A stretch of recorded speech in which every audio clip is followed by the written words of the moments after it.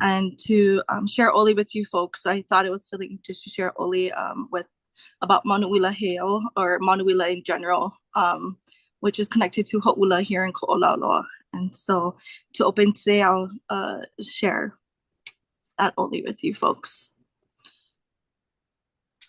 Manuela mili e kalana kila. Pani ana mai kalai o kapalawa. Holouka I o punaiki. Pahana au makua kaumana. Kupa'a na hula. Manuela mili e kalana kila. Pani ana mai kalai o kapalawa. Holouka I o punaiki. Pahana au makua kaumana. Kupa'a na hula. Manuela mili e kalana kila. Pani ana mai kalai o kapalawa. Holouka I o punaiki. Pahana au makua kaumana. Kupa'a na hula.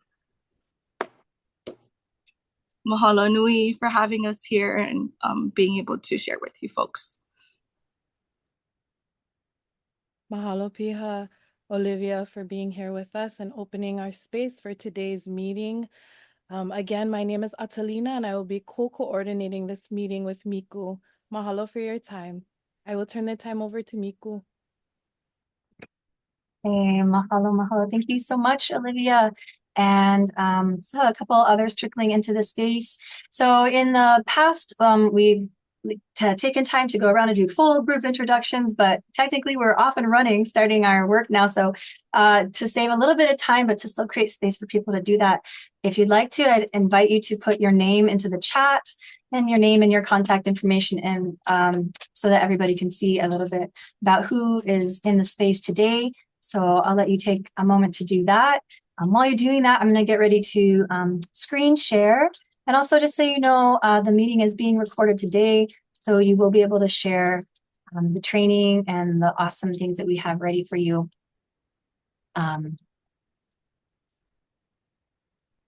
With your communities. All right, so here we are. This is our, I called it Roundtable. These are things that we're still deciding together. It could be called our August Zoom, our gathering. These are things that we'll get more clarity on as we move, but we are officially launched. I'll ask for help from Chris Pasqua, if you can let people into the Zoom room or any other co-hosts. That would be really helpful. All right. Oh, and I see you're putting your intros into the chat. Thank you so much, everyone. So here's what we have for you today for our agenda. I'll do a really short, really short recap from the pre-launch so that you can get refreshed, and also a few little updates. We are officially launched. That will become more clear about what that means as we go on. And then today, part of being launched means we are now having our guest presenters come in and share their expertise and wisdom with us so that all of us can learn together as we stand up this network of our individual hubs. And then I think we have a few people that are in supporting as spokes in the room as well. So that'll be Janice Ikeda, CEO of Vibrant Hawaii. And we're so fortunate and lucky to have her mentoring us as we are launching and setting up our network here on Oahu. So we'll hand it over to her in just a moment. A few other things, and she'll be speaking to us again about how she develops this network with her communities there on Hawaii Island. And they've been going strong for several years now. So she'll give us advice and just share what that was like. We'll have a little time for Q&A. We'll talk a little bit about next steps for our network. And then we'll practice today. We'll see how we do. Part of what we are going to be doing, I hope, is to practice doing reports. It's sort of like a drill, because this is the kind of thing we need to be able to do effectively with each other in a disaster. So the best time to do this is when it's not a disaster. And we're going to practice doing our reports. So that'll be really short, maybe 3 minutes. We'll see how much time we have. 3-minute updates from you all on what you've been doing and where you're going. And a lot of us are still kind of forming. So we'll see if we can get through it or not. It'll be our first attempt. And then we'll do a soft close right on the hour at 2 o'clock. Let anyone leave who needs to leave. But then we have the invitation today for the first time is to actually start our working groups. So we'll have 4 working groups today based on feedback from the poll that got sent out. one, a space for the Kolau region to get together. So there'll be a working group for that. There'll be a working group for looking at next steps, a working group to look at funding, and a youth and young professionals working group. So stay after for that if you are able to. And I think then, oh yeah, pre-launch recap. Okay, so that moves us into our time. I'm just gonna take a minute to do this, and then I'm gonna hand it over to Janice so that she can present. So for those that didn't come last time or who are brand new, I just wanted to share that we've had several months now of pre-meetings to talk about vision, mission, values, what we want to accomplish. I made a big list of trainings and all of these things. And a lot of what was shared also was asked to be put into a survey. So in your inbox, and I just resent it, there should be a little link to a poll.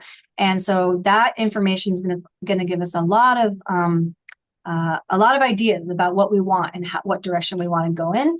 And I think that's something we'll probably work on next time. But please take a moment to fill that out. And one of the things that came out of that survey was people identifying to be part of the leadership team. So we did have a short leadership team meeting yesterday for the first time, just a couple of us, which is great. And that leadership team will be meeting more regularly to help give feedback to Atalina and I to then prepare things for you all to then give feedback on. So that's kind of how the back and forth goes. So that was mostly what I wanted to share. The last piece is that we do have a funding opportunity through the City and County of Honolulu.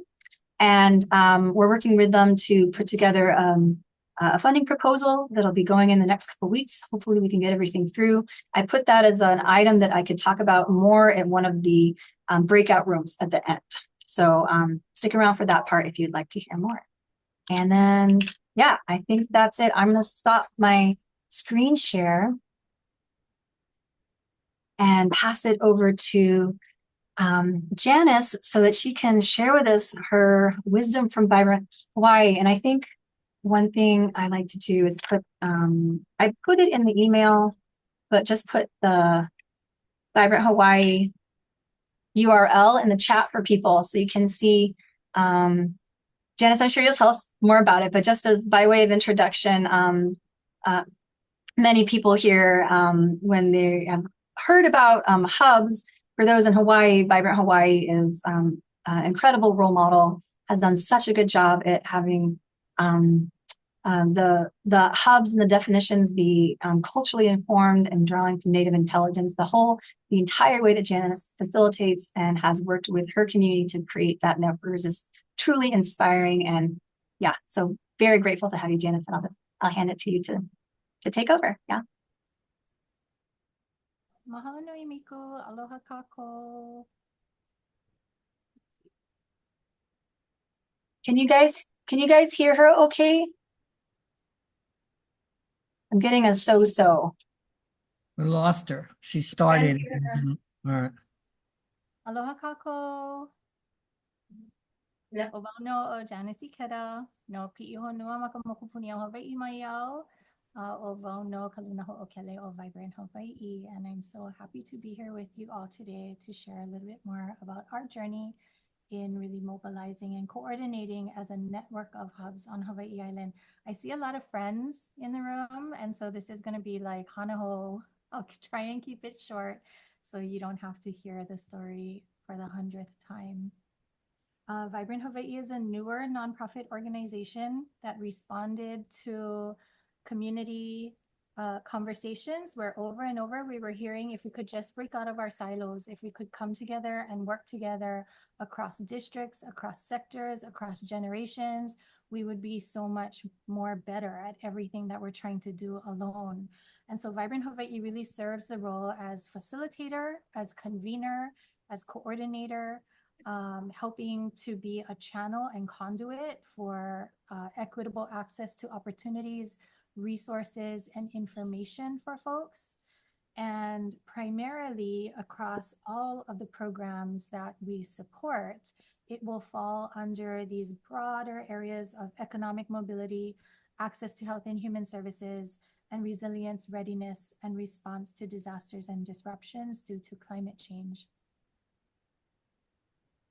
our network of hubs is really informed by this olelo no'eau, hilina ipuna kalelea ka'u, hilina i ka'u kalelea puna. And it speaks of the ways that puna relies and depends on ka'u, and likewise ka'u relies and depends on puna, and just the importance of communities across district lines or community lines, not only building up resilience for themselves to take care of themselves, but being strong enough and having that abundance to be able to take care of their neighboring communities in their times of needs. And that is really is built on reciprocity and the ways that recognizing there's sometimes I'm going to need you, but sometimes you're going to need me.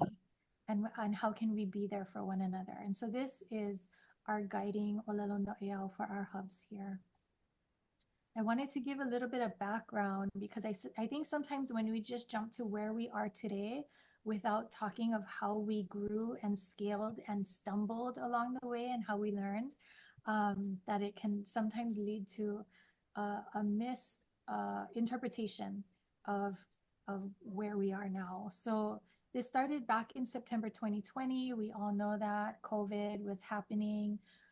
We responded to a community need and was able to, through a public-private partnership with our local county, be able to channel CARES funding that was intended for COVID response.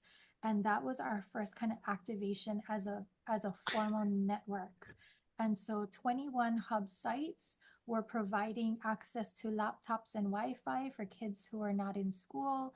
They were providing programming and restaurant prepared meals, not only for the students that were showing up, but for their families that would pick them up at the end of the day as well. So that's why you see these like tin trays of food happening here. This is food that was going out to entire families. One of the programs here in this picture, we partnered with a group that deployed over 30 3D printers all over the island in spaces that were even highly unlikely, like down in Miloli'i, where they ran the 3D printer off a generator. And so it was just this amazing demonstration for our island and for our government partners of what can be so powerful when we partner together across these agencies and district lines. 14 of our hubs at that time so focused solely on food distribution. So now we're up to 35 sites. There were 11 programs that are supporting broader resilience.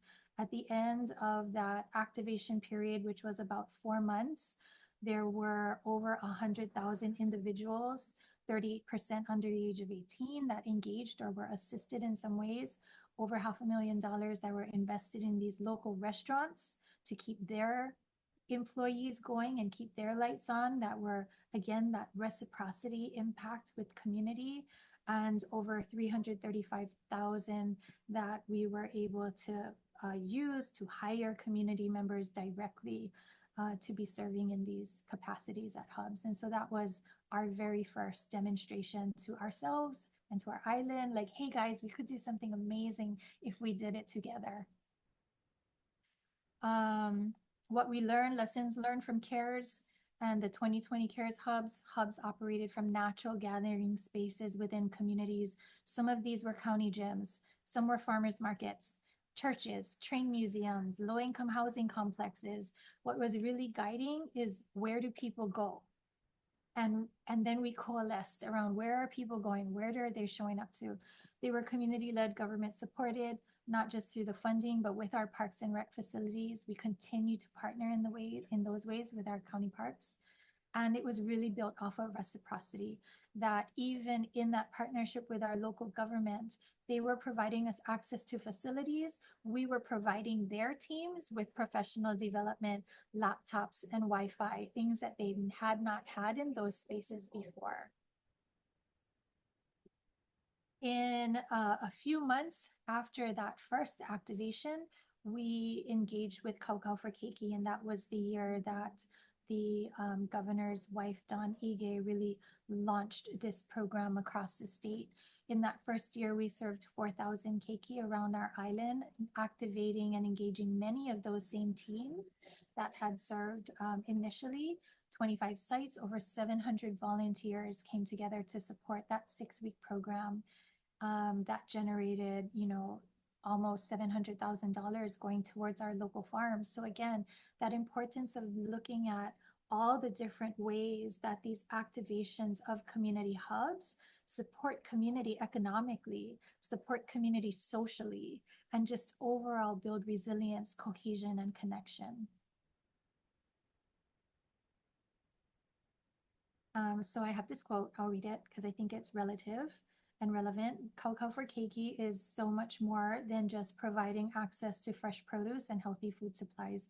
It's our annual coordination drill with hundreds of volunteers who practice and demonstrate skills in team building and communication, safe food handling and storage, traffic planning and coordination, data collection and reporting, and meeting our most vulnerable ohana in rural areas face to face each week for 6 weeks. We're getting to know our neighbors. For our distribution partners, Hawaii Food Service Alliance, Kohala Hub, Hilo Products, their drivers are learning the routes in rural communities. They're learning the road conditions. They're learning what is the offloading space at these hub sites. And most importantly, they're learning and building relationships with the people who serve those communities so that when we need to activate to respond in times of disaster or disruption, we got it down. We're not trying to figure it out then. We already know who to call. They know where to drive. They know who to contact and who to meet, what they look like, what's their cell phone number, and we are ready to rock and roll. In 2022, so now we're 2 years later, this is our first meeting with our Civil Defense Agency.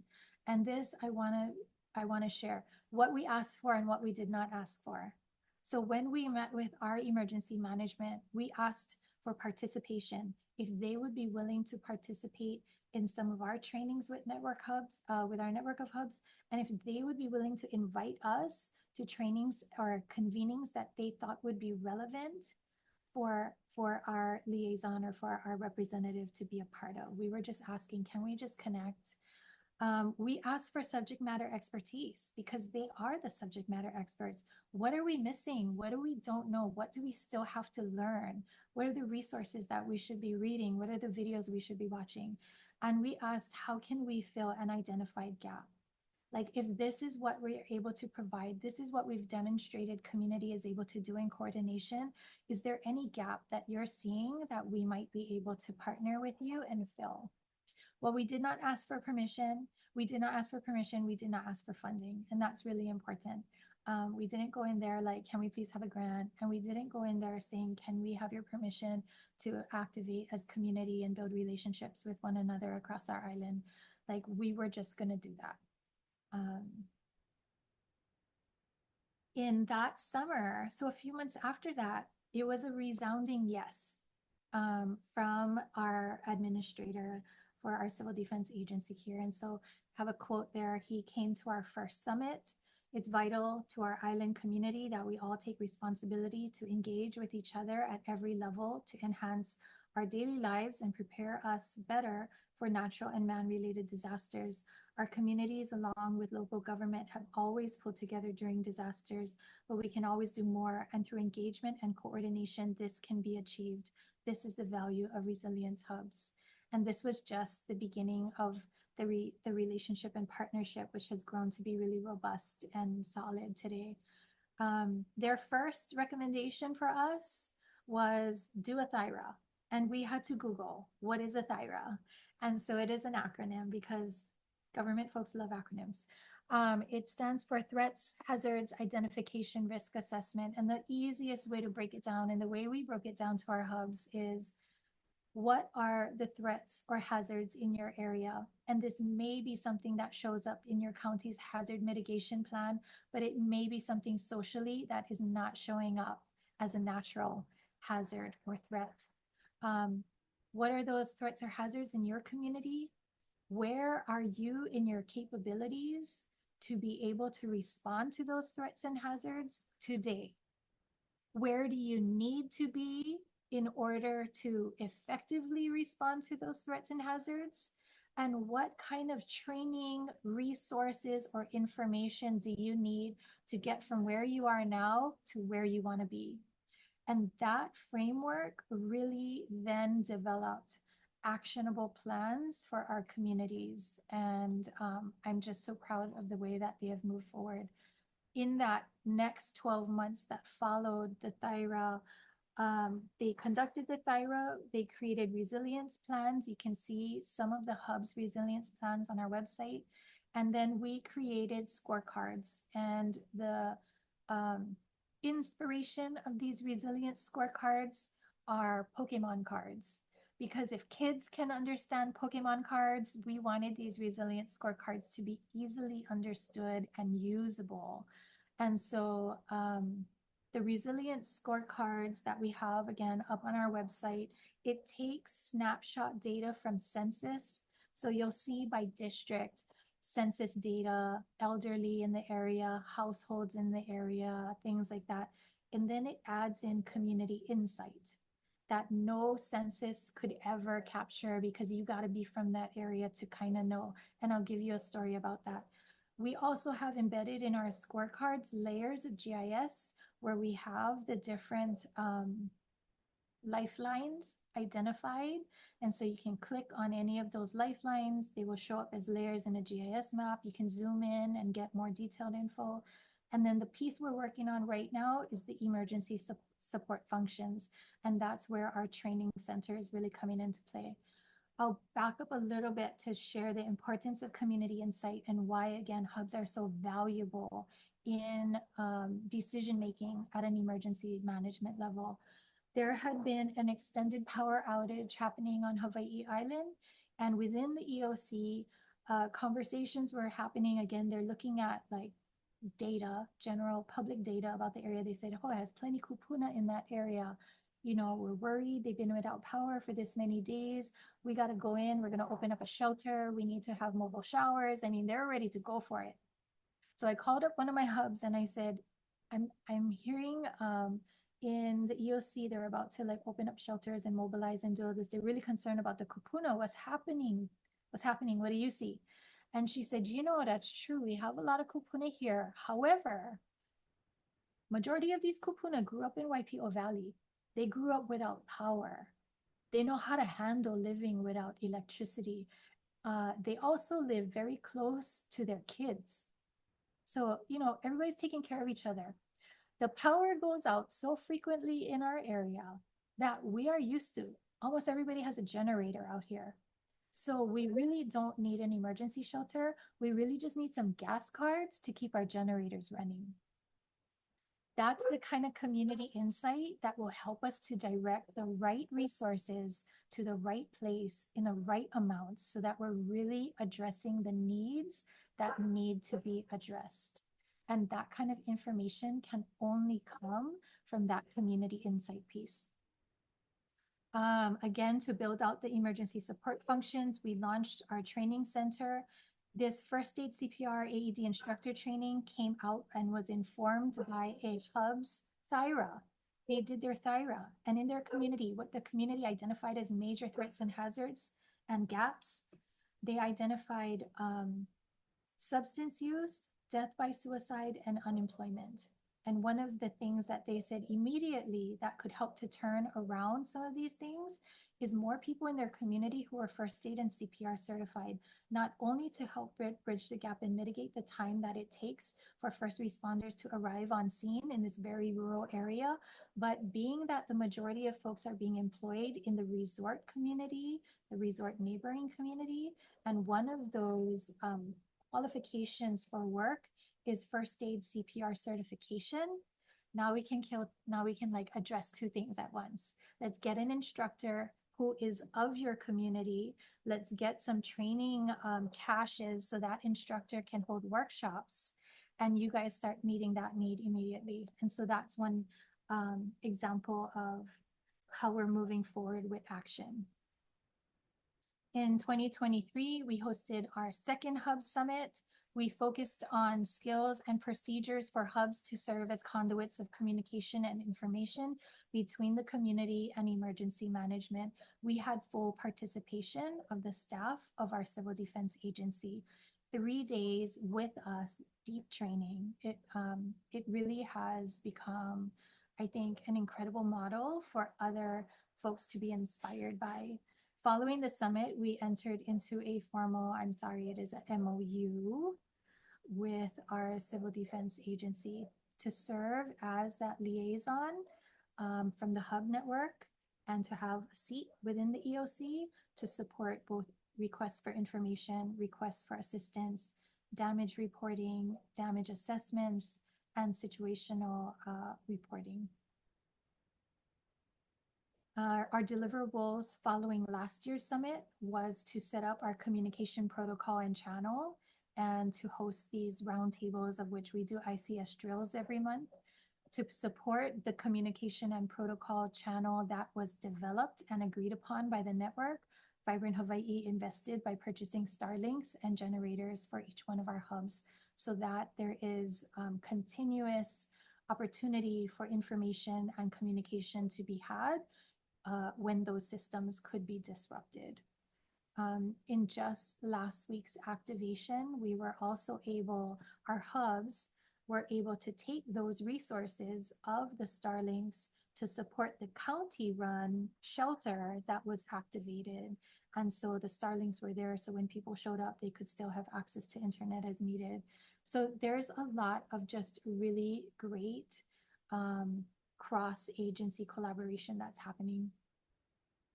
Adding on additional training this year and into next, we have a training that we're sharing with everyone about, it's a culturally informed, culturally relevant, locally relevant training in how to hold space and active listening for someone who is going through a dark time in their life. We are launching chainsaw safety training for our communities, continuity of operations training for our business partners of our alliance.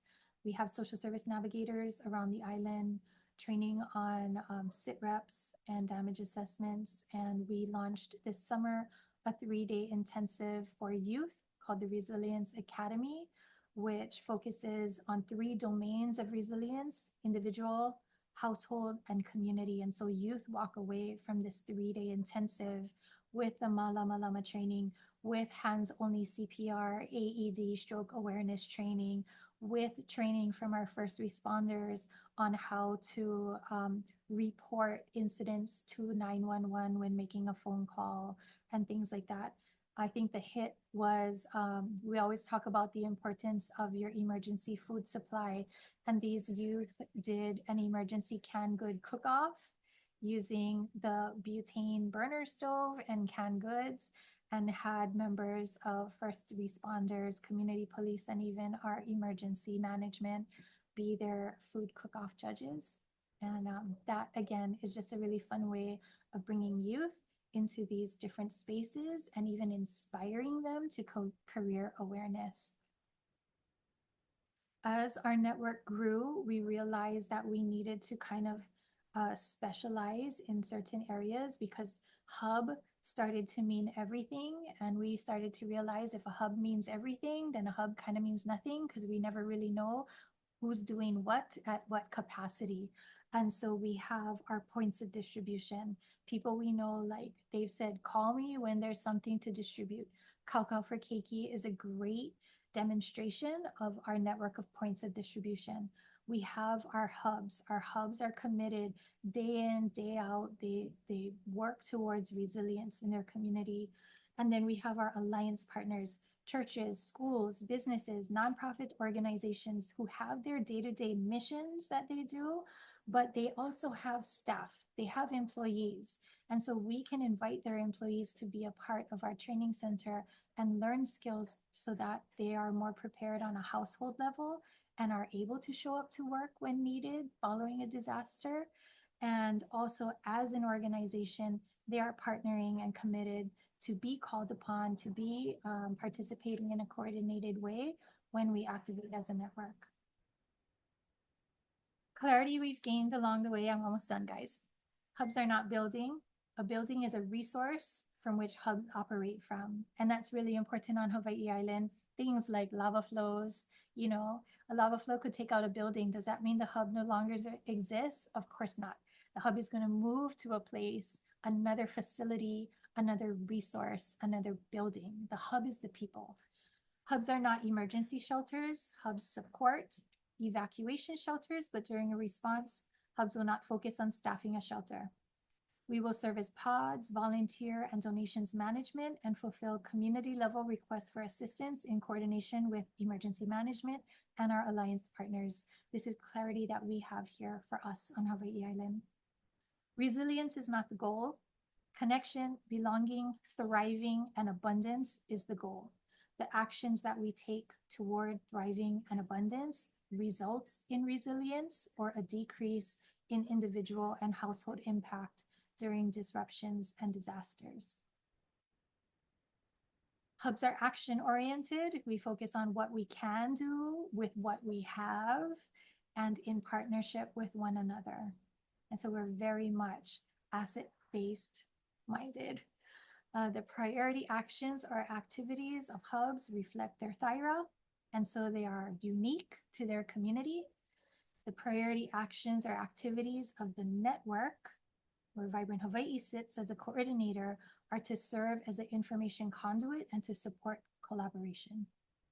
The priority actions of the network coordinator are to facilitate communication, identify opportunities, and to acquire resources to advance hub and network goals, and serve as a liaison of the network in forums that align to the priorities of the network.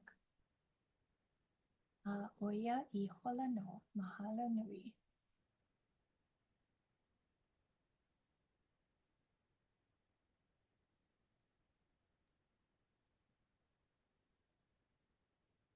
Thank you so much, Janice. Thank you, thank you, thank you. So I want to open it up for 5 minutes, just for them to start us off with 5 minutes for questions for Janice. And then we'll also, for those that are able to stay, have more time to talk about some of these things with Atalina, who will be facilitating the next steps breakout after the hour. But let's just open it up for anyone that wants to ask Janice questions about their experience.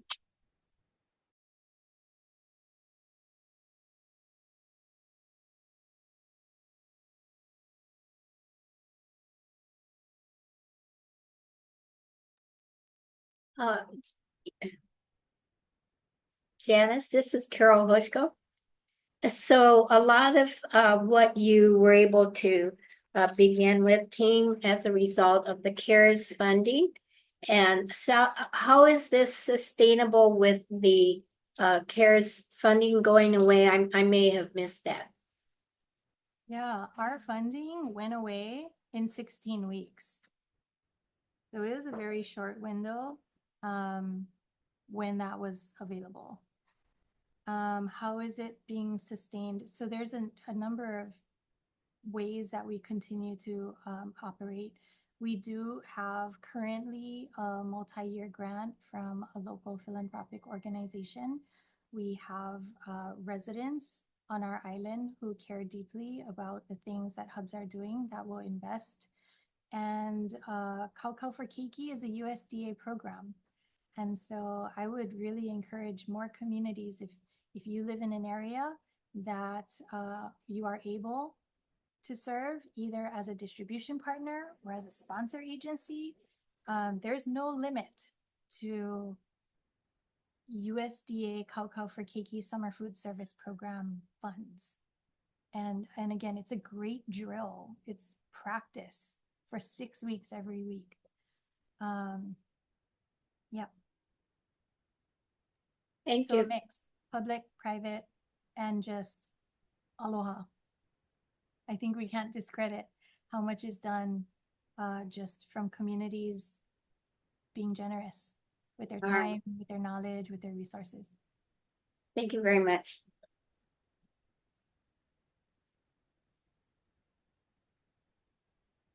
Other questions? You can either unmute or just raise your hand or just jump in or put anything into the chat.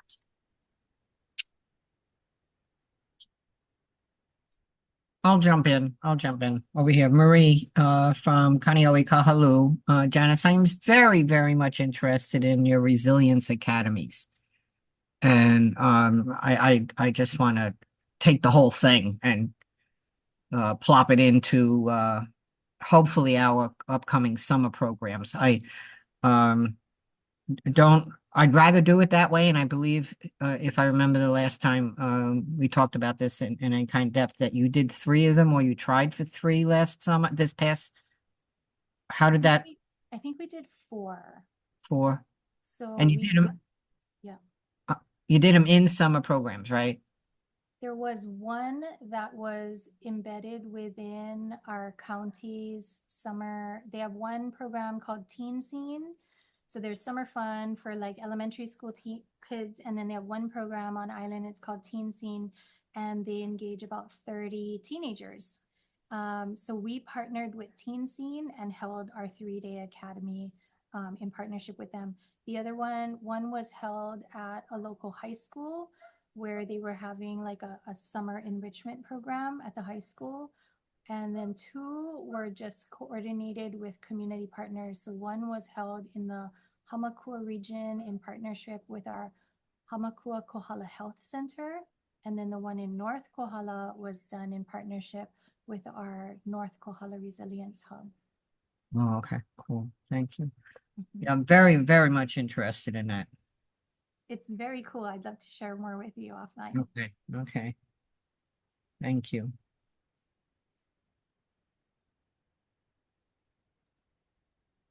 Still time for 1 or 2 more. We will also have a funding was one of the breakout working group topics. So we'll talk more about that too there, I think.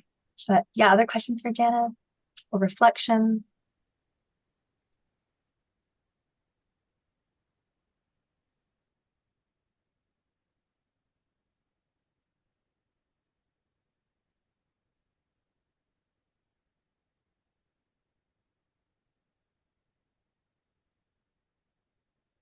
I think we're good, Nico. So, Oh, so Janice, if I could ask, can you hear me?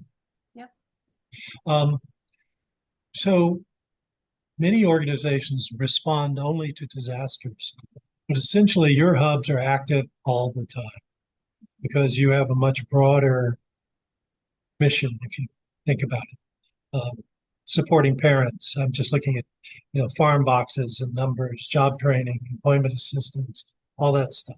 So it's a very broad, very wide definition, which is awesome.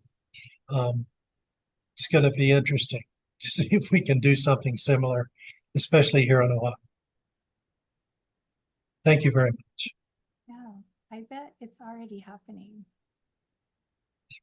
In places, yes. Certainly not island-wide yet, but Yeah.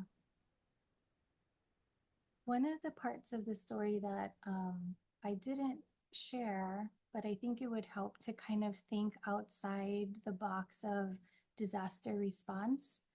When we formalized, when we like got past COVID and that kind of knee-jerk response, and then was like, hey, like that was cool. Like, what could we do if we really work together?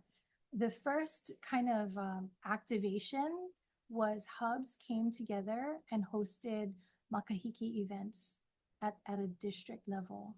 And it was during makahiki season, they invited social service partners, they invited partners who were just about making their community a thriving place that people love to belong to.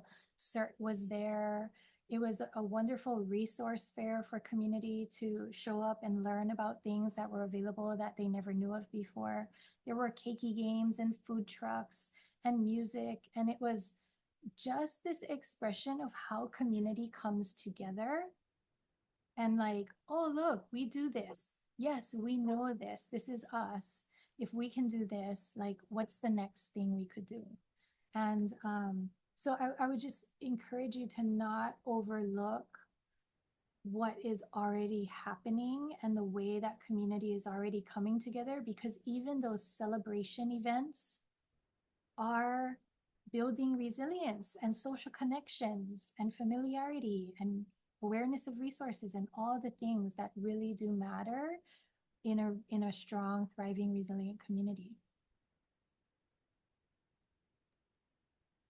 Thank you, Janice. I think that kind of gets to the thing that really stands out about that presentation for me, which is that, you know, it's not like just about resilience is not just the goal. I'll say it's not just the goal, right? That's a byproduct instead of connecting, belongingness, thriving, and abundance. And that like that's what we're aiming for. And resilience happens out of that work. And so I feel like that really captures the spirit of hubs. And so thank you so much for sharing. I think that's the time that we have for Janice today. So if you guys want to do little emojis or a round of applause, thank you so much, Janice, for being with us, or however you want to express your gratitude for her. And we do have this recorded, so you should be able to share it with others that are in your emerging hubs, whatever those look like. And we'll pivot now to talking about next steps. And then Janice, yeah, no problem if you have to hop off, and we'll catch up again later. Hello. Okay, so I'm going to move us into next steps and just share screen again. Keep sharing back to this wonderful spreadsheet that you guys will get to see in a second. But okay, so here's what I have here. Next steps. I hope that as part of our network, right, that we're not just only meeting on Zooms. We're all doing so much, but what we can also do is use this time to coordinate and take action. And so that's why we, in our poll, and by the way, I put it again in the comments, ask people to identify what working groups they'd want to be part of. So you can piggyback onto this meeting and keep moving the dial on all of these projects that we're working on. And this is how that island-wide coordination piece can help. So next steps, and we're going to meet with the working groups, form them for the first time right on the hour here at 2:00. But then you have the opportunity to then meet again later, depending on you guys, what you want to do. The other thing would be to share what you're learning here today with your potential hub partners. So people that you're working with, share this recording, share what you're learning, invite them in, start talking about what you see your role is. And I think that the that kind of membership survey will also have some good guiding questions for you. And then the other thing is take that survey, take the Google form. We've got 20 responses so far, and I think that the answers are going to be illuminating for us. I'll present the results next month. I used some of them to give feedback on the working groups, but just to give you guys some quick responses. We have some good people signing up for Leadership Team Advisory Council. This is an interesting one. There's a question in here. Do we want to be part of an island-wide communication network the way they do at Vibrant Hawaii? This response, which is pretty split, makes me think we should definitely have their Telegram communications person come present to us so you can see what it looks like and see what it's all about. So actually, I'm really happy for this feedback because that makes me realize that that's probably a priority presentation. So that's one really quick little feedback I can share. Other ones that's really, oh, go ahead. Can you make that larger, Oh, please? sorry. Yes, ma'am. Okay. Thank you. Better? Yeah, much better, more better. Okay. So the other one that's interesting here that I can see right away is what do you see as your role? So part of what we're trying to understand is what our role. So some of the people have been invited here or part of the original Action 15. Some of them see themselves as being as actual hub, right? But other people who are here are more of the spokes, the supporting organizations.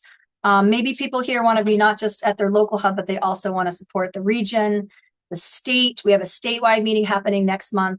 And then even things that are happening with the Pacific. So different Pacific Islander communities that we're working with. So please fill this out because I think this is going to give us a lot to work with. Right now, a hub, we're defining it can be a group of people, right? But that you're serving both in blue skies, not emergency times, right? It could be, she used the example also like a soccer club. A soccer club that cares a lot about their community could be a hub, right? It could be associated with a physical building, could also be a park, a garden, or Aina space, fish pond, lo'i, but it's really people. So that's the hub part of it. So if you fill that out, then that'll help us get a better sense of kind of our group and what we're interested in. And then, of course, we can start having these conversations about what kind of hub that you want to be and what kind of operations that you want to be. So actually, again, this was only 20 people, but majority right here, which makes sense, is emerging hub, right? So we have a couple that have identified as they want to be full service, but we don't totally know what that means yet. So what we'll probably be doing the next meeting or next month or so, having these conversations, getting everybody together who identifies as the emerging hub and as the full service hub, and talking about what that means so that we can come up with our basically plans, right, that we can coordinate. And I can share back some of these responses. So the other thing was the feedback on the breakout rooms. So those are some kind of quick, I guess, preview of what we'll be doing next time. So I can present those results, and then people can start working on things. And then the other thing that would be, or I'll stop screen share again. The other thing that I thought would be really wonderful to start doing is doing our report outs and sharing. But who's going to be sharing? The idea is actually that our hubs would share. So if we did this today, in the time that we have left, we do have enough time to do maybe some short report outs and then some any announcements people have. But I would ask that the people that share, the question is, what actions have you taken in the last 30 days in your hub? What actions do you plan to take in the next 30 days when we meet again? And then eventually this becomes like a drill. We're not there yet, but I thought it could be a way for us to learn about each other and what's happening. So there were 6 people of the 20 that actually identified as a hub. I know one, I don't know if Dottie's still here, two people in the room, I think, are associated with entities that would identify as hubs. So maybe we can do that, a 2-minute update, just to start practicing and also helping people here think about what we're doing. And then if we have a third person, we can go to them. So this would just be a quick check-in for our hubs. In the last 30 days, what have you been working on, and what are your plans for the next 30 days? I'll have 2 or 3 minutes to share. And if you're really talking story a long time, I might bring Archimedes up to the screen here and wave him around at you, and that's sort of your signal. So there's a story behind him, I'll tell you later. So, and then I think I'll first maybe hand it over to Dottie to share just a quick update, what you guys have been doing, and maybe what your plans are for the next 30 days. Gosh, we're really busy along with our 20 partners, nonprofit partners here at Hau'ula Community Center. We've recently gotten an AARP grant and a Polina grant that we're using to establish an emergency communication system across Ko'olauloa using Starlinks. And as part of that, we have gotten involved in doing a lot of emergency preparedness with the greater community. We started with the Kahuku Hau'oli senior program out in Kahuku. They have a lot of needs, and as you all know, seniors are the most vulnerable people in emergencies and disasters. And so we're putting a lot of energy into that. It's a combination with a Kapuna Support Navigator program that we had. And we're doing emergency planning with these seniors along with the emergency communication. So we're loving it and we're learning a lot. And what we have found is we really plan to actually help them create an emergency plan for their 42 units there. They're affordable housing for seniors, and they need a lot of support to do that. So we're working with their leaders and helping set that up. And we didn't envision that at first. We thought we were really doing just a communication system, but when there was a need, we realized we better step in and do something about it. So it's a great opportunity to learn and to support our vulnerable citizens in Ko'olauloa. I don't want to talk too much, so I'll let you go ahead. Wow, Dottie, that's so great to hear that you're setting up the emergency communications network. And I think this is what we're going to be seeing as different regions or even different hubs are off and running and doing best practices that we can all learn from. So definitely, maybe we'll have some of our more experienced hubs at some point share back what you're doing in a way that others can try to learn. Okay, I think we've got Harris Nakamoto. Did you want to talk about your Nice Neighborhoods Homa hub? Just a quick 2-minute what you've been doing and what you've got planned?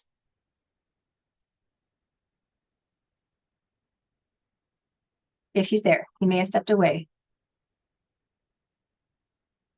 And if that, maybe we'll give him a second.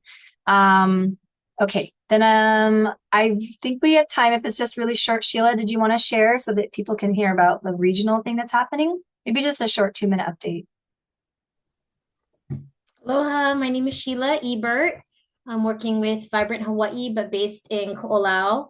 I live in Ko'olau Poko, and working in partnership with also the Castle Foundation and trying to understand all the hubs that we have on the windward side and how do we take action and move towards building a network in Ko'olau Loa, Ko'olau Poko, and really we're in the beginning stages of connecting, inviting people, defining the network.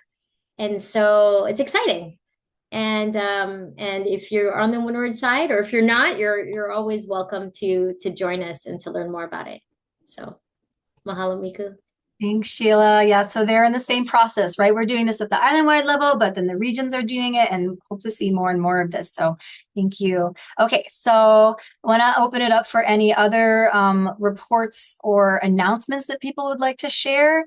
Again, we're just kind of getting into the cadence of how these things would work, but anything that's relevant that people want to share about things that they're doing for others, I'll just open it up for, you can either put it into the chat or you can share. Oh yeah, Clem. Oh, I see Clem unmuted, and then maybe to Matt. Yeah, just to let everybody know, the Kailua Alert of Prepare with the neighborhood, Kailua Neighborhood Board and DMB is sponsoring a Kailua Emergency Preparedness Fair on Saturday, September 7th from 9 a.m. to 1 p.m. So everybody's invited. We have IEMA, DEM, FEMA, NOAA National Weather Service, tsunami, international tsunami information. We have Hardware Hawaii. We have DCCA. We have insurance company, Hawaiian Humane Society, HOAD, Red Cross, Salvation Army, Team Rubicon, Sea Grant, Office of Climate Change, Bottled Water Supply, Hawaiian Electric, etc. are vendors besides the first responder, police, fire, and EMS. And amateur radio. We have both the Emergency Amateur Radio Club and the Aries Amateur Radio Emergency Service, Department of Emergency Management, RACES, Radio Amateur Civil Emergency Service, and Skywon. And Firewise. And Firewise, yeah, Matt is going to be there. And representing Hawaii Void as well. So come. A lot of goodies will be passed out. Thank you. Thank you, Clem. And Matt, were you going to say the same thing or did you have a different one? Something different. I was going to mention some of that, but I'll skip over that. We've been doing CERT training on the windward side in particular. And so we just completed a 3 days over 4 weeks course for Kailua CERT. And we're going to be holding the next one in Hauula for Dottie. It's going to be on 9/14, 9/28, and 10/12. And once again, we're trying to get 25 people to come to those kind of training. And we've been doing this consistently every year for the last 5 or 6 years. So also going to a lot of preparedness fairs like Lanikai and Kahala for the east side. End of report. Mahalo, Matt. Thank you. All right. So we're doing great. I just, any other announcements or things to share with this network that is emergent? Otherwise, we'll move on to a soft close and I can give you a preview of the breakout rooms for our new working groups. And you can also post anything into the chat that you'd like everyone to have access to. Once going twice. All right. Beautiful. Okay, so then this is our moment of soft close for anyone that needs to hop off. If you would like to stay on, we will have just a half hour breakouts for working groups. There'll be one for the Kolau region, especially for people that weren't able to come, or if they just want to talk story about the workshop, debrief a bit more, talk next steps with Sheila. We'll have a breakout room with Atalina talking about next steps, just reflections on what you heard from Janice. And then we'll have a youth and young professionals breakout. So that's where our younger folks invited to go to. So Anna, if you can stay on for that, and Bree. And then we'll see Sheila, if you need support in your room, we might send Sadisha over to the young professionals room. And then I do have a funding one, but I want to make sure that there's enough. So what we'll do is I'll go into the next steps, right? And then if that's a topic that kind of fits into it. So Chris, do you have the breakout rooms ready for us? Okay, so he's going to set them up so that the participants can choose the room. Mahalo if you're hopping off. And I think it'll just be a couple people, but it should be good. And and I can share with you briefly, we do have a handy dandy way to keep notes. So most of the note takers already know what they're looking at, but here are the working groups, and prompts are just simply, why did you join this working group? What would you like to see done about the next 30 days? And do you want to meet outside of our time together? And your note takers can actually take the notes for you in these little spreadsheet squares. If you guys hate this, then we don't have to do it next time, but it might work out if we have good note takers, which I think we do. So looks like we're set. So you can, okay, yeah, there we go. So you can go ahead and pick the room that you like. Is everybody able to see the little working group breakout room? Yeah. Sadisha, why don't you join the one with Sheila for a moment? Make sure that she's set up with a spreadsheet. And then if she doesn't need you, then she can send you over to the youth one. And then Anna, you can go to the youth one. Great. And and Atalina is probably already in the other one. Perfect. I can't see the breakout rooms. Miku. Yeah, it can send you to one. There's a ribbon at the bottom of the screen, and it's like 4 little squares. It says breakout rooms. It should be. Sometimes it's in the upper left. Which one do you want to go to? The next steps one? Sure. I figured. Okay, I will put you over on the next steps one. Carol, assigned to next steps. Thank you. You bet. This is Monty. Can you put me in the next steps? Yes, Monty, you betcha. Thank you. Anyone else need placement into their rooms?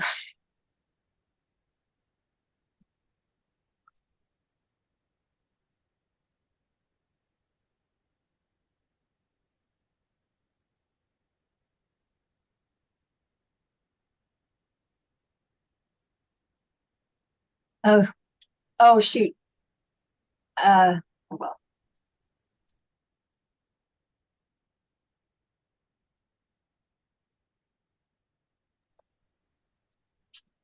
Okay.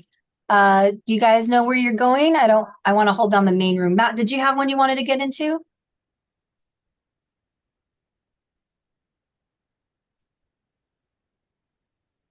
Carol, were you able to find the room? Okay. Great.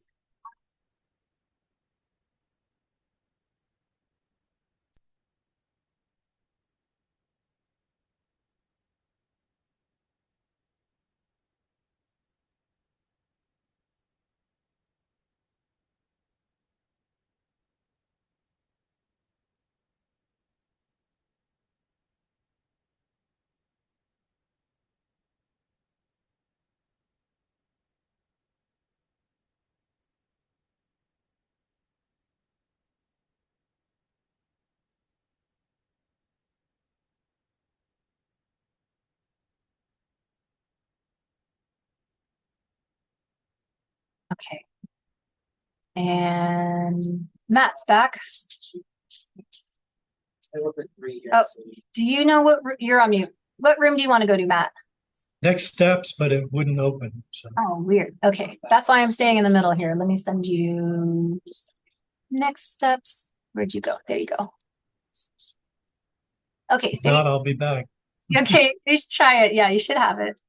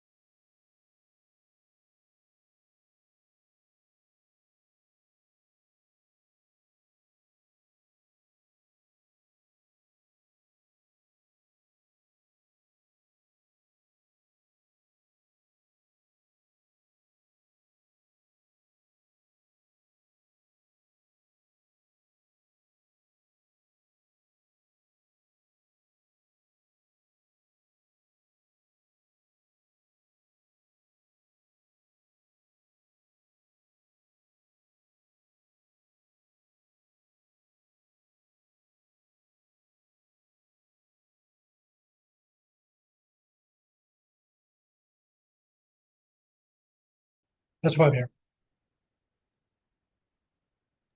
Thank you so much, Matt. One of the other questions that we do have for you folks is, how does this look like in the next 30 days? And do you have the capacity to participate in this breakout group in between our larger monthly meetings. What does that look like for this group?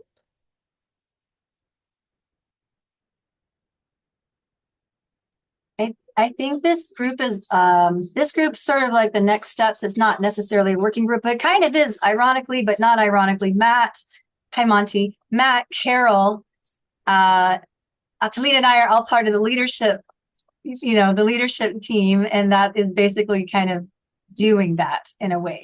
So but yeah, that would guess that ends up, that question ends up being for Monty, if you're interested in like moving the needle along, if you want to meet up with those conversations in between, because this group, the main group, only meets on a month, right?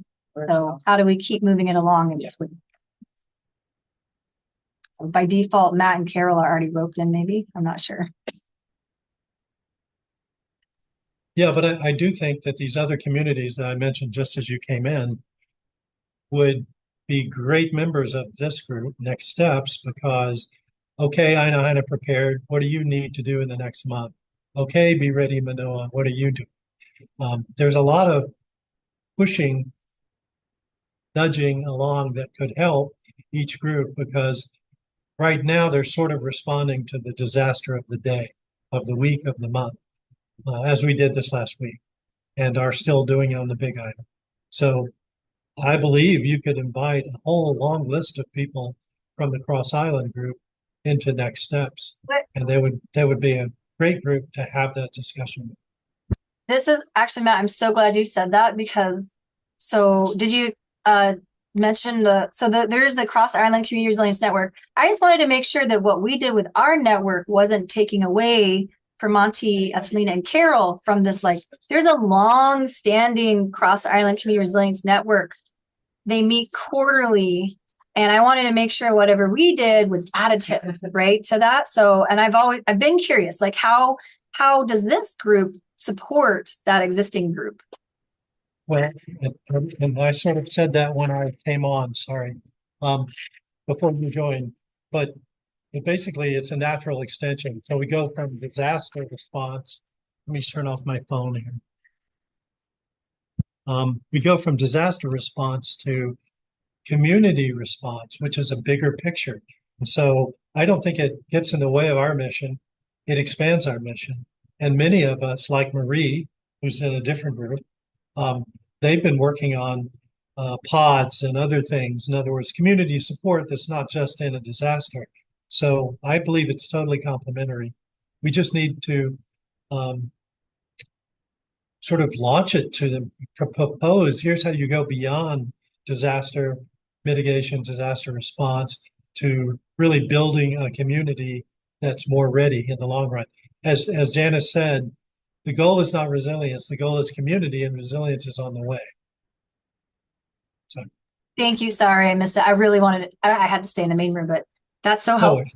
That can the preparedness groups become the beginnings or genesis of then, like, yeah, hub groups that then it provides them support with doing that 365 days a year, other kind of resilience activities, because they're already. Yeah, and we often do. I mean, we're out there doing flood damage assessment. We're out there doing pods during COVID and other things. So I believe it's natural. In a way, it's kind of, we're the spoke, not the hub, but we're there supporting the hub.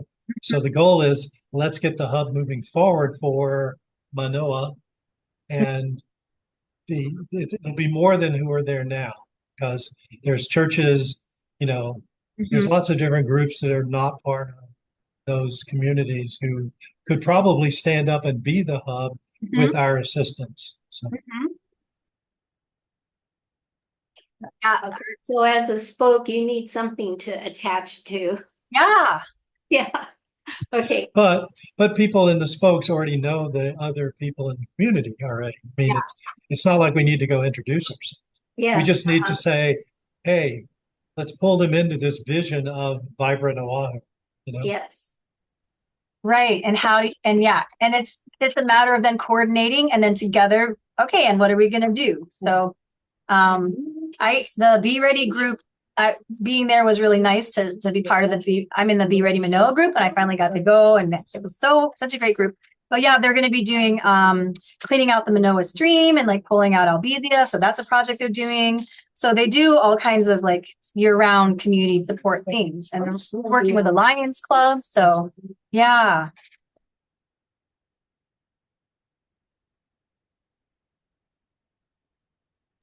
So I would certainly be willing to propose to the Cross Island group, which meets sometime near the end of September, that we might be able to sort of take Janice's presentation and skinny it down and have that as sort of an intro and say, hey, it's not just about disasters, it's about everything. So, which partners in your community can you meet with and bring into this process? So we could bring them into you. I think, yeah, I love it. And the Action 15, it was like the kickoff. We were trying to identify where the places people felt were trusted gathering sites. But unlike Big Island, Janice didn't mention it, but actually a lot of the origin of them was the volcanic eruption 2016. And so they literally had a fire to rally people, right? We haven't had that here. So the closest thing, besides COVID, we had COVID. In a weird way, the Action 15 was the catalyst, but it's not the same thing as an actual emergency to bring people together. So, yeah. Well, and the last lava flow was 2018, actually. Wait, why? I think they've been going since 2016, but maybe No, there were two flows, but okay. BOED was deep involved in both flows on the Big Island. So. Yeah. Anyway, the point is, never waste a good emergency. Yeah. So I think Rahm Emanuel said that best. So is that a good next step then for this group? Yeah, is to pitch it to Cross Island. And see, this is great. I wanted to go to the Cross Island meetings, but all you guys are already going. I don't know. Maybe Altalena should go. Well, the point is somebody, and you can decide, but one of you come and do that sort of skinny down presentation. Many of us already know you. Yeah. Because you have been involved with all of us in the communities already doing the Serene thing. So it's more a question of saying, this is it's an additional mission, and we'd love to have you here. Okay. I like it. And if you ask that way, I believe you'll get an awful lot of support who would probably join this next steps thing. All right. I agree with that. Yeah, makes sense. I guess we scared Adelina away. Sorry. She sent me a message. Her son just got a call. He's having an allergic reaction to something. So she had to hop off and do mommy. Yep, gotta do the emergency stuff first. Yeah.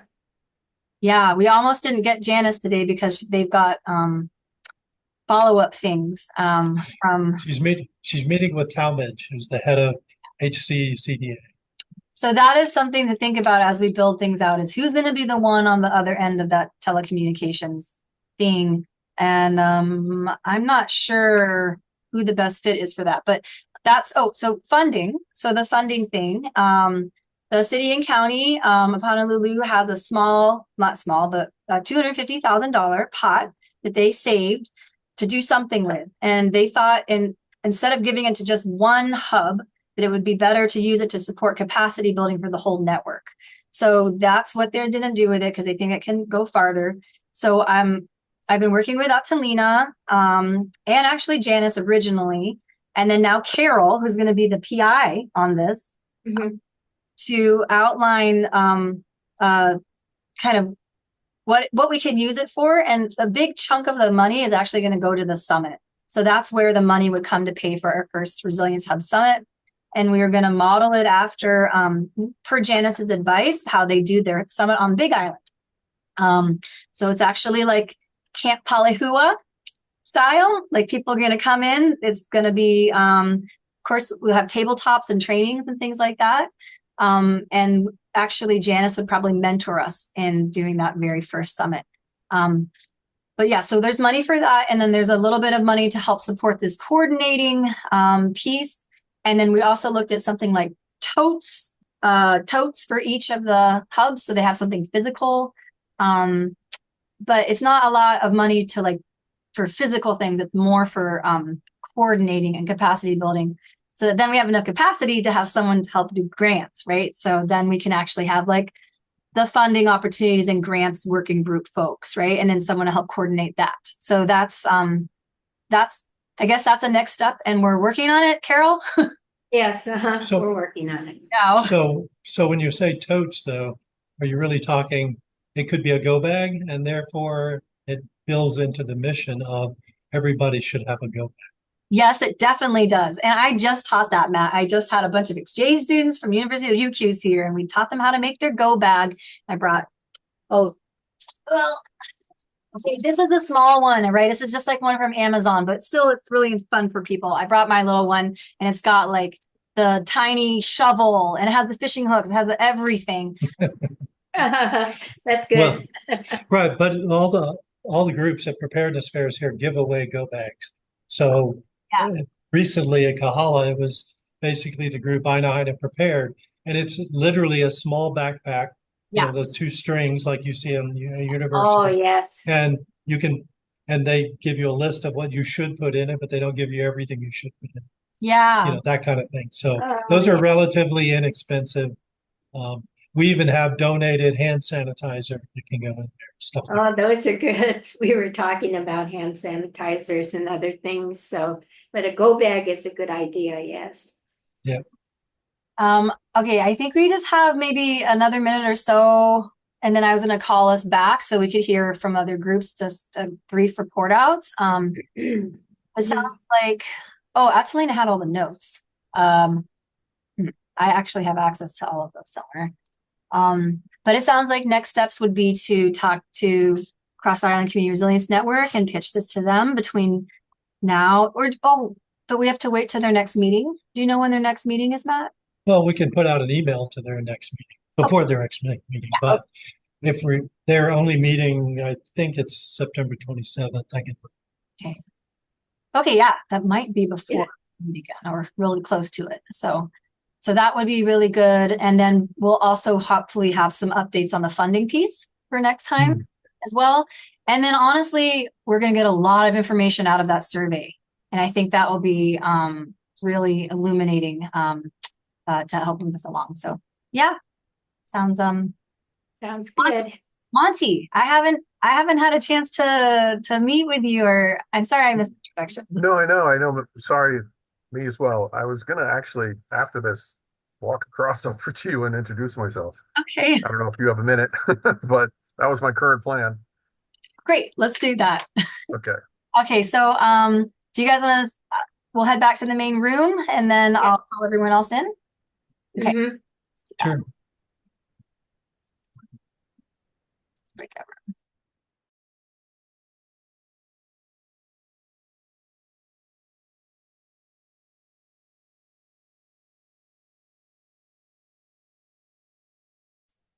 And We're again, the first to get back. Yay. I have to go to the main room to tell everyone else to come back. So, but we're still first. Okay, I'm going to close the rooms. They'll give them a 1-minute warning.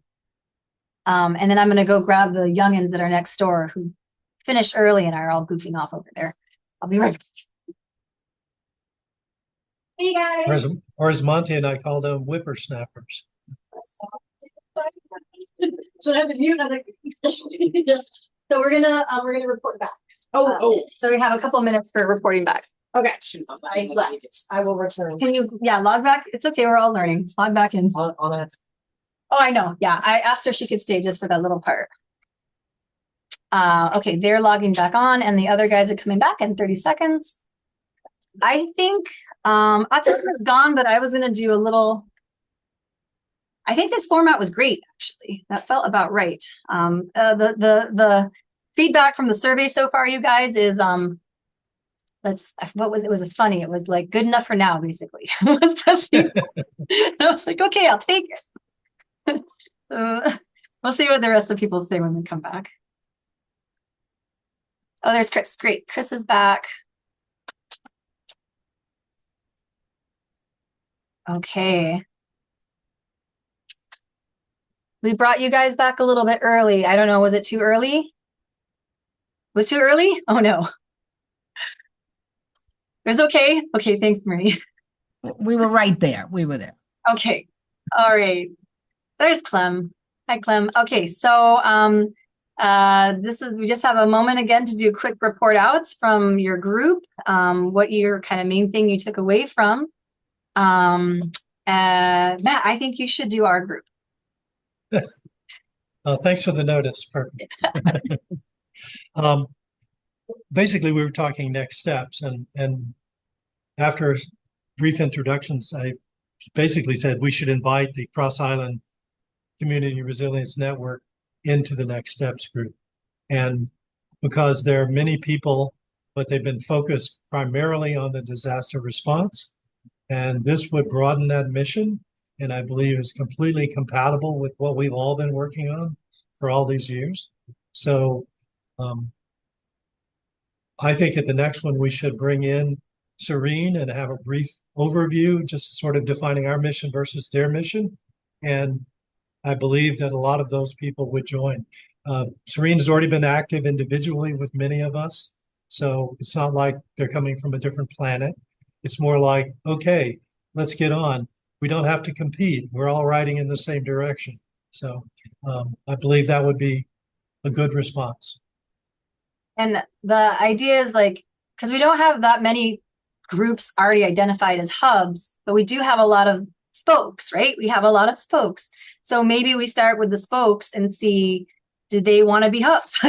Can we support these groups that are already doing disaster response and then doing the blue skies work? So it's really smart. And there's already a network on it. So that sounded like a really great next step. And then the other one is we have some funding that we're working on getting. And so I should, by next month, by the time we meet, have updates on that. And the funding will have, it would be funding that would include capacity building for the network, and then especially money for a summit so that we could have an in-person summit at Camp Palehua and really do the kind of training and cohering our network together in a way that really needs to be done in person. So that's what I got. And then let's go to Kola region. Whoever wants to share for you guys. Sheila, I think you should, because Clem and I know each other. We Yeah. know when to. Well, You got to do the takeaway. yeah. Well, one, I think I got to formally meet Clem. I've seen him before at neighborhood board meetings, so it was really getting to understand, what exactly the CERT organization and Kailua and all the different ways that they're supporting Kailua and how that's extended right throughout Windward and even extended across the island. So I think it was a more of a conversation of just really getting to know each other. I think that there's additional ways that I can learn more, that we can do more collaboration. I'd invite Clem and whoever else, especially for Ko'olau. We're targeting a September 23rd for our next workshop for the Ko'olau hubs. And so that morning is what we're trying to target, and I'm gonna be setting something up for that. But just put that on your save the date right now from like probably 9 to 11:30 with an optional lunch networking, and we'll identify where to do that on the Windward side. So, but yeah, it was great to talk and everyone any input, and then it's great to see people, everyone knows each other. So Sheila, can you say the date again so I can keep the date open? Sure. September when? Right now, looking at Monday, September 23rd, in the morning. So probably something like 9 to 11:30. That will roll into like an optional lunch networking if you want to stay for it. Okay. Thank you. Okay, great. I'm glad you guys got a chance. It's nice in the smaller groups to actually be able to sit down and work some of these things out. Then let's go to our young professionals youth group. Chris, I guess. Yeah. Yeah. Hello. So just to share out what we talked about in the youth and young professionals group is, um, we talked a lot about how as young people we kind of see this as like a legacy project where we want to inspire young people just like us to be excited about this. That way they can hop on and get involved. So that way this can perpetually continue. You know, even after we are out of school and long um, ahead in the future. We also talked about that's just for the the long term of 2024, but within the next 30 days, one of the things that we talked about is that as young people, a lot of us are students, and within the next 30 days, it's the start of the semester. So it's a very stressful time for students. So what we were thinking that we could do in the next 30 days is think of ways that we can help support the students as they start their new semester, help support, because they are young, they're students, um, rather than feeling like, oh, uh, I want to get involved with this, but it's just another thing I have to add on to my busy schedule. If we can help support them in that, so that way later on they can feel really excited that this is something that they get to do, and they will want to contribute back to this network that helps support them. We're trying to figure out ways to do that, and young people are very social. We love to get involved with social circles, and young people are involved in so many different groups from sports to clubs and organizations, especially at universities. And so we're trying to figure out how we can, leverage our social circles in ways to get people involved with the hubs, maybe bring on, soccer teams, maybe bring on our organizations, take them to trainings, find ways to get them to volunteer to be involved and things like that. So those were our major takeaways is, how we can perpetuate this in the future with other young people, how we can support them in the next 30 days so that way they are excited about collaborating, and how we can use our social circles to bring them in for those things. So yeah, those are the major three talking points that we had when we met. Yeah, pass it back to Miku.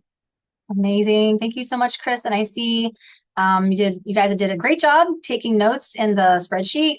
Again, if people hate this, we can pivot, but I love it personally because you can literally see what every group talked about in like 2 bullet points in one thing. Yeah, we can check that, keep checking in on our format and pivot as we grow. So, well, we made it and we covered a lot of ground. So thank you all so much for those that stayed to the end. And again, we'll have a meeting next month. And I think the big thing is going to be sharing back from that survey. And then we'll probably have some breakouts, but we'll be meeting with our leadership team as well to advise on that as we set ourselves up and keep you all posted. And for those that were interested in state level support, September 5th is a statewide Hawaii virtual forum where we'll be having speakers mostly focused on funding. And it's not just for hubs, it's also for spokes. So you are welcome to invite anyone, actually.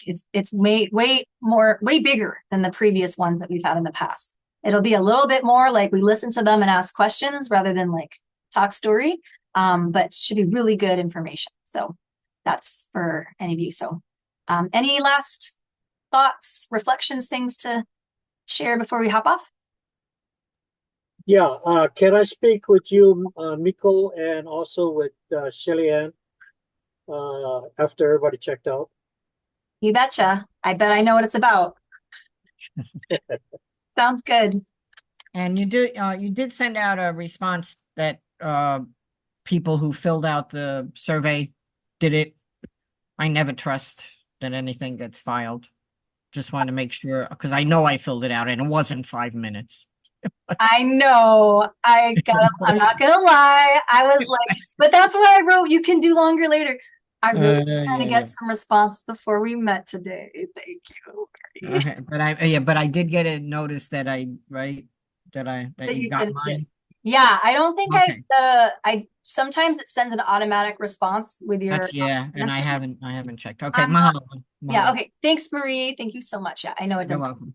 Okay, bye everybody. And Clem and Sheila and I will stay on for another Aloha. minute. Okay. Aloha. Take care, everybody. Okay. September 6th, right, Clem? No, September 7th. 7th, Saturday. I got two things to talk about. That one, the fair first. Yeah. September 7th, that's a Saturday. I'm the one